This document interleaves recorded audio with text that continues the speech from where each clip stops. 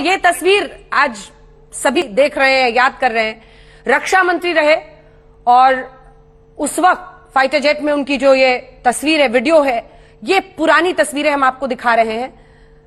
ये अपने आप में बहुत कुछ बताता है। देखिए, जिसका जिक्र पहले भी हमारे तमाम सहयोगी कर रहे हैं, एक गांव से निकला हुआ व्यक्ति, एक शिक्षक के तौर पे किसानी परिवार से जुड़ा हुआ व्यक्ति, जिसने समाज में पिछड़ी जातियों के लिए एक लड़ाई लड़ी, शीर्षस्थ नेता बने, 3 बार मुख्यमंत्री बने वो उत्तर प्रदेश के, देश के रक्षा मंत्री भी बने और इस मकाम तक उन्होंने अपने राजनीतिक सफर को ले जाने में सफलता हासिल की।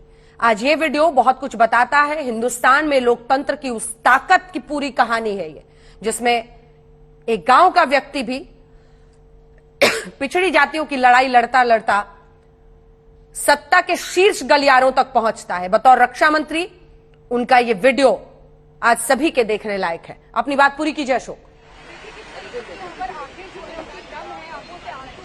तो अंजना, मैं जो आपको बता रहा था, उनका कनेक्ट था लोगों के साथ। वो नाम से पुकारा करते थे हर कार्यकर्ता को, ताकि कनेक्ट हो और लोग उससे जुड़ते थे। नेताजी जो उनको धरती पुत्र इसलिए कहा जाता है कि जमीन से जुड़े नेता माने जाते थे, क्योंकि संघर्ष किया।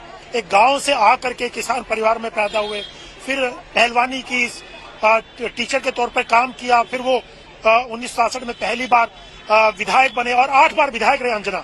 उसके बाद 3 बार सांसद और रक्षा मंत्री हम जानते ही हैं, क्योंकि मैंने रक्षा मंत्री के तौर पे भी उनको कवर किया, कई बार इंटरव्यूज किए। तो उनसे जब बातचीत होती थी अंजना, तो एक वो जमीनी नेता साहब को उसे उनकी बातचीत से लगता था। मैं कई बार उनसे मिलने जाता था, पार्लियामेंट में भी, उनके घर पर भी, लखनऊ में कई बार गया।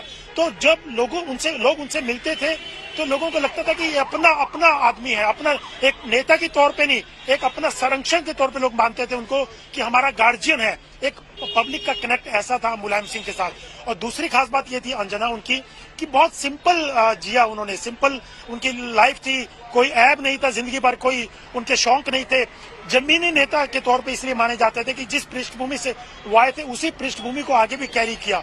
वैसे ही उनका रहना सहना, लोगों से व्यवहार, पार्लियामेंट में भी लोग आकर के चाहे किसी भी पार्टी का उनसे मिलते थे। जब पिछले दिनों उनका स्वास्थ्य ठीक नहीं था, व्हील चेयर पे वो पार्लियामेंट में आते थे संसद भवन अटेंड करने के लिए, तो तमाम पार्टी के नेता उनसे मिला करते। सुप्रिया सुले एक बार आकर के उनके पांव छुई, तो वो बड़ी फोटो वायरल हुई थी जब शरद पवार की बेटी सुप्रिया सुले उनके पांव छुए।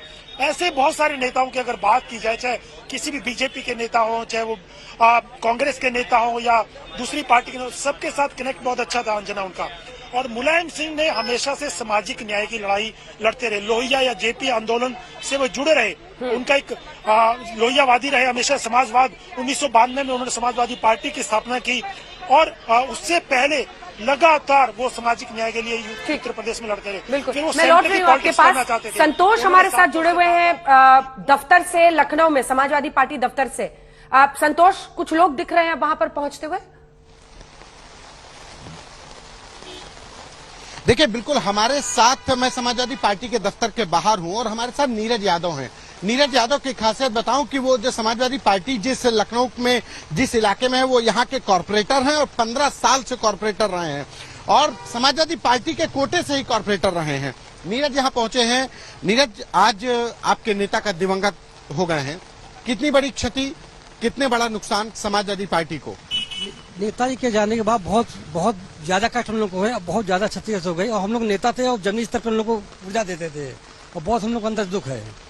कितना कोई संस्मरण आपका उनके साथ? आप तो चूंकि यहाँ के सभासद भी रहे हैं, तो आपका सीधे से कभी सरोकार हुआ, उनसे बातचीत हुई कभी नेताजी से? कितनी बार हुआ कोई संस्मरण पुराना?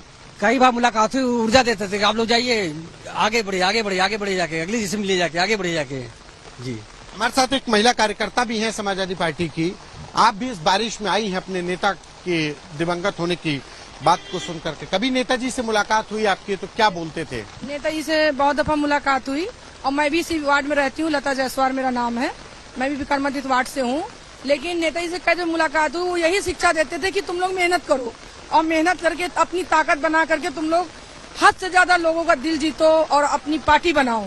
अभी मैं कुछ दिन पहले भी नेताजी से मिली थी, नेताजी के बर्थडे पे उन्होंने मुझे आशीर्वाद दिया था, कहा कि खूब मेहनत करो और अपनी पार्टी को आगे बढ़ाओ।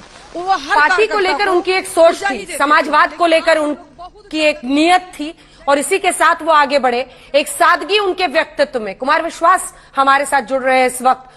कुमार जी, आप कैसे याद करना चाहेंगे मुलायम सिंह यादव को? समाजवाद की एक बहुत बड़ी विरासत खामोश हुई आज उनकी मृत्यु के साथ। देखिए अंजना, हम उत्तर प्रदेश के लोग हैं और हिंदी के लोग हैं, तो हमारे लिए तो एक तरह से तिहरी क्षति है। क्योंकि देखिए, आप नेताजी से, मैंने पहले भी सार्वजनिक समारोह में उनकी उपस्थिति में बोला था कि आप नेताजी के राजनीतिक निर्णयों से, उनके प्रशासनिक निर्णयों से सहमत असहमत हो सकते हैं, लेकिन वे हम उत्तर प्रदेश के लोगों के लिए एक व्यक्ति नहीं थे, एक इमोशन थे। एक ऐसा इमोशन जिसे इतने सालों से उत्तर प्रदेश जी रहा था, जिनके पक्ष या विपक्ष में राजनीति घूमती थी। और ऐसे समय में जब ग्रास रूटर्स बहुत बढ़ गए पॉलिटिक्स में, जब मैनेजर्स को नेता बनाया जा रहा है, ऐसे समय में नेताजी एक जमीनी नेता थे जिन्होंने पूरे उत्तर प्रदेश को पैरों से नापा था। आज समाजवादी पार्टी को जो फुटप्रिंट्स मिल पा रहे हैं, उनके पीछे नेताजी की मेहनत है। मेरे से तो उनका बड़ा स्नेहिल संबंध था, बड़ा आशीर्वाद का हाथ उनका रहता था। अभी आखिरी बार राम गोपाल जी की किताब के विमोचन में वे मंच पर थे और वहां उन्होंने अचानक से मुझे बोला कि आप हमारे तरफ आ जाइए और राजनीति करिए, जो बड़ी खबर बन गई। तो कुछ लोग कहते थे कि ये केवल परिहास नहीं था, नेताजी की दृष्टि भी है। और हम उनके सामने, उनके विरोध में, उनके विपक्ष में, उनके निर्णयों के विपक्ष में बोल चुके हैं, कविता पढ़ चुके हैं, लेकिन नेताजी जब भी मिले तब भी उनका हाथ पीठ पर रहा हमारी, या सिर पर रहा। ये बड़ी बात होती है। इसीलिए आप देखिएगा कि जिन लोगों ने उनके खिलाफ राजनीति की, उन्हें भी उन्होंने अपनी पार्टी में कभी ना कभी गले लगाया, मिलाया, साथ में काम किया।